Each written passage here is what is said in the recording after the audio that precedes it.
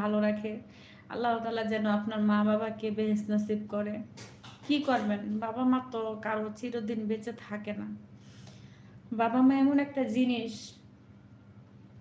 থাকতে আমরা মূল্য দিই না, কিন্তু যখন দুনিয়া না থাকে তখন আমরা মূল্য দিই। আর বাবা মা, আমার আল্লাহর রহমতে আমার বাবা মা আছে, দোয়া করবেন। আমার বাবা মাকে আমি খুব ভালোবাসি। আমার বাবা মার কষ্ট হলে আমার ভিতরটা ফেটে যায়। আমার বাবা মার কষ্ট আমি সহ্য করতে পারি না। অবশ্য সবার বড় আমি। দোয়া করি আল্লাহ তাআলা যেন আপনার বাবা মাকে ভালো রাখে, বেহেশত নসিব করে।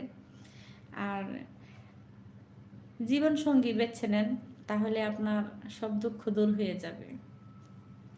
ভালো দেখে একটা জীবন সঙ্গী বেছে নেন। কি করা যাবে বলেন? বাবা মা তো কারো বেঁচে থাকে না। শুধু দোয়া করবেন বাবা মার জন্য। আসলে কথাটা